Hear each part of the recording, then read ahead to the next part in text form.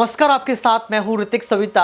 आपका स्वागत है SPN9 न्यूज में। देखिए, टीएमसी सांसद महुआ मोइत्रा ने एक बार फिर से बड़ी बात कह दी है। संसद में एक हराम शब्द यूज किया था जिसका उपयोग शायद नहीं करना चाहिए था। इस शब्द को गाली के रूप में देखा जाता है, लेकिन साफ तौर पर महुआ मोइत्रा ने इस शब्द का वखान करते हुए कहा कि यह शब्द कोई गाली नहीं है।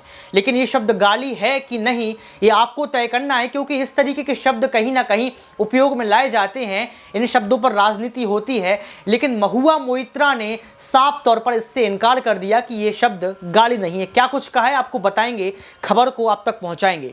संसद में गाली देने के आरोप पर टीएमसी सांसद महुआ मोइत्रा ने सफाई दी।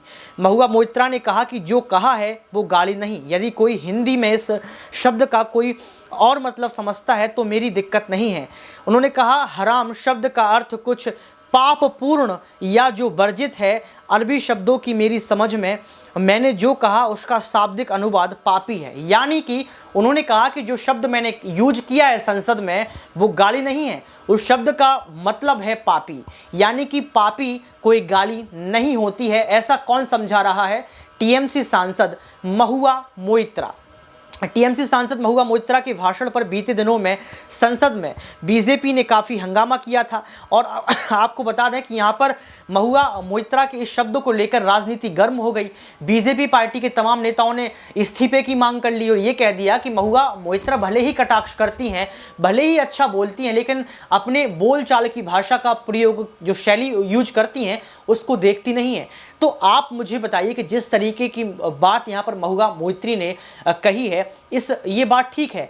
जो शब्द यूज किया था उस शब्द का उपयोग करना क्या ठीक है? क्या पापी कहना ठीक है, या फिर बीजेपी पार्टी जो कह रही है वो सही है? लेकिन आप मुझे बताइए कि महुआ मोइत्रा ने जो कल सवाल पूछा था बेरोजगार को लेकर, यहाँ पर काले धन को लेकर, उसको लेकर बीजेपी सरकार कब बोलेगी? और क्या महुआ मोइत्रा को इस्तीफा देना पड़ेगा? क्या सच में अब महुआ मोइत्रा भी जो है गिरफ्तारी की तलवार लटक जाएगी? क्योंकि कई बार देखा गया है कि जो हेट स्पीच देता है उसका घर जेल होता है। रामपुर की तस्वीर आपको याद होगी, किस तरीके से आजम खान ने हेट स्पीच दी, उनकी विधायकी छीन ली गई, वोट डालने का अधिकार छीन लिया गया, इसके साथ साथ राजनीतिक कैरियर खत्म हो गया और बाद में उनको जेल भी जाना पड़ा। तो आप देख सकते हैं कि आगे का विचार क्या होगा।